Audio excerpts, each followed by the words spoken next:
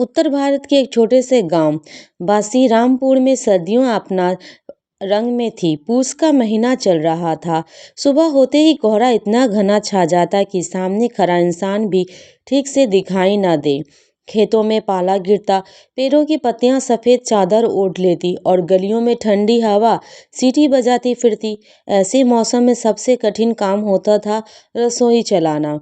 इसी गांव में रहती थी सीमा, एक गरीब किसान परिवार की बहू।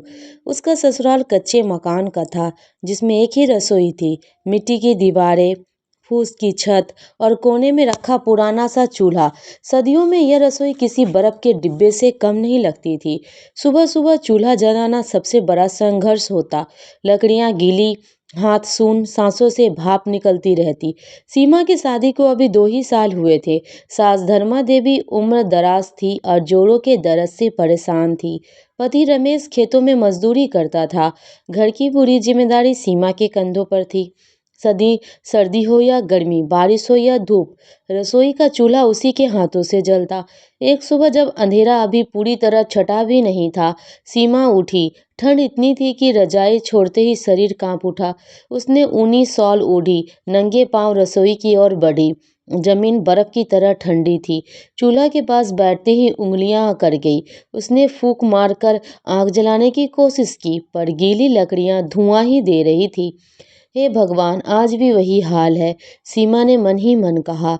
तभी सास की आवाज आई, बहू कुछ गर्म पानी हो जाए तो दवा ले लूं, जोरों में आज भी बहुत दर्द है। सीमा ने बिना कोई शिकायत किए जवाब दिया। अभी करती हूँ माँ। उसने पास ही सूखी टहनियाँ निकाली। थोड़ी मेहनत के बाद आग भड़की। धुएं से आग जलने लगी, पर जब चूल्हे की आंच से हाथ में थोड़ी गर्माहट आई तो लगा जैसे जीवन लौट आया हो। यही उसकी सर्दियों की ठंडी रसोई थी, जहाँ दर्द भी था पर मन में उम्मीद भी। दिन चढ़ने पर सीमा ने बाजरे की रोटी और सरसों का साग बनाया। साग की खुशबू ठंडी रसोई में फैल गई। बाहर कोहरा था, पर अंदर चूल्हे की आग से थोड़ी गर्मी हो चली थी। रमेश खेत से लौटा तो हाथ पैर ठंड से सुन्न थे। सीमा ने बिना देर किए उसे गर्म चाय पकड़ा दी। रमेश ने मुस्कुराकर कहा, इस ठंड में तेरी चाय ही जान बचाती है। सीमा थकान के बावजूद भी मुस्कुरा दी। यही उसके लिए सबसे बड़ी कमाई था। लेकिन सर्दियों लंबी थी, लकड़ी और उपले जल्दी खत्म हो जाते। कई बार तो सीमा को जंगल से सूखी लकड़ी बटोर कर लानी पड़ती। ठंडी हवा में गठरी सिर पर रख कर चलना आसान नहीं था। उंगलियां सुन्न हो जाती, कान लाल पड़ जाते, पर घर की रसोई जलती रहे, इसी सोच से वो आगे बढ़ती। एक दिन गांव में कड़ाके की ठंड पड़ी। रात में पाला इतना गिरा कि पानी की बाल्टी भी बर्फ जम गई। सुबह चूल्हा जलाना नामुमकिन लग रहा था। सीमा ने कई बार कोशिश की, पर आग नहीं लगी। सास भूखी थी, रमेश को खेत जाना था। सीमा की आंखों में आंसू आ गए। उसने पड़ोस की कुसुम चाची के घर जाकर मदद मांगी। चाची ने बिना देर किए थोड़ी सूखी लकड़ी और जलती आग दे दी। कुसुम चाची बोली, बिटिया सर्दी में रसोई सबसे बड़ी इम्तिहान लेती है, पर इससे हिम्मत मत हारना। सीमा ने उस दिन महसूस किया कि ठंडी रसोई सिर्फ आग से नहीं, लोगों के आपसी सहारे से भी गर्म होती है।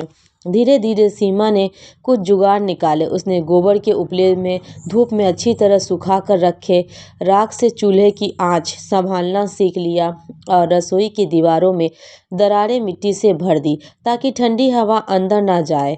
उसने सास के पुराने ऊनी कपड़े काट कर रसोई के दरवाजे पे टांग दिए। अब भी रसोई ठंडी थी, पर पहले जितनी नहीं। एक शाम जब पूरा गांव ठंड से ठिठुर रहा था, सीमा ने गुड़ की खीर बनाई। सास, पति और पास के एक अकेली बूढ़ी अम्मा सबको खिलाया। ठंडी रसोई में बैठकर गरम खीर खाते हुए सबके चेहरे पे सुकून था। धर्मा देवी ने भावुक होकर कहा, बहू इस ठंड में तूने घर को गरम रखा, सिर्फ चूल्हे से नहीं, अपने दिल से। सीमा की आंखें भर आई। उसने पहली बार महसूस किया कि उसकी मेहनत को पहचाना जा रहा है। सर्दियां धीरे धीरे बीतने लगी। कोहरा कम हुआ, धूप तेज होने लगी। ठंडी रसोई अब उतनी डरावनी नहीं लगती थी। सीमा के लिए यह जगह संघर्ष की नहीं, आत्मसम्मान की बन गई थी। उसने समझ लिया था कि गरीबी और ठंड मिलकर जिंदगी को मुश्किल बना सकते हैं, पर हिम्मत, मेहनत और रिश्तों की गर्माहट से हर ठंडी रसोई को भी घर का सबसे सुकून भरा कोना बनाया जा सकता है। और बसीरामपुर की उस कच्ची रसोई में सर्दियों की ठंड के बीच सीमा की कहानी हर दिन चूल्हे की आग के साथ जिंदा रहती है।